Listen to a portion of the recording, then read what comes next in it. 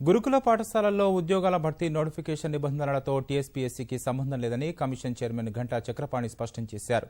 గురుకుల పాఠశాలలు కార్పొరేట్ స్థాయికి ధీటుగా తీర్చిదిద్దాలన్న ప్రభుత్వ నిర్ణయం మేరకు నిబంధనలు రూపొందించారని వివరించారు. అభ్యర్థులు టీఎస్పీఎస్సీ కార్యాలయం ముందు ధర్నా చేయడాన్ని చక్రపాణి తప్పుబట్టారు. పనిచేస్తున్నది కేవలం ఒక రాజ్యాంగబద్ధమైనటువంటి పద్ధతిలోనే పనిచేస్తాను తప్ప నేను ప్రభుత్వాన్ని శాసించేటట్టు ఆదేశించేటట్టు ఉండదు. ప్రభుత్వం ఆదేశించిన ప్రకారం, ప్రభుత్వ ఉత్తర్వుల ప్రకారం ఆ ఉత్తర్వులు రాజ్యాంగబద్ధంగా ఉన్నాయా లేవా మాత్రమే చూసేటువంటి బాధ్యత మాది. అయితే ఉద్యమ ఆకాంక్షలు భిన్నంగా ఉండొచ్చు, నిరుద్యోగుల ఆకాంక్షలు భిన్నంగా ఉండొచ్చు. ఎవరైనా సరే వారి సామాజిక, ఆర్థిక, ఉద్యమ ఆకాంక్షల వరకే పనిచేయాలంటే దానికి చట్టం కూడా పరిమితులు ఉండకుండా ఉండాల్సి ఉంటుంది. ఒక 20 సంవత్సరాల నుంచి ఉన్నటువంటి నిబంధనలను మార్చే శక్తి మాకు ఉండదు.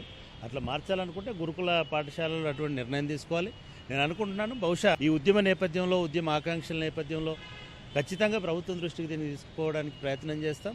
ప్రభుత్వానికి కూడా ఇటువంటి ఫీడ్బ్యాక్ వస్తున్నది కాబట్టి బహుశా ప్రభుత్వం ఆ మేరకు పాజిటివ్గా నిర్ణయం తీసుకునేటువంటి అవకాశం ఉంది. కోదండరామ్ గారు పొలిటికల్గా వారు ఏమైనా మాట్లాడచ్చు, నాకు ఆ స్వేచ్ఛ లేదు.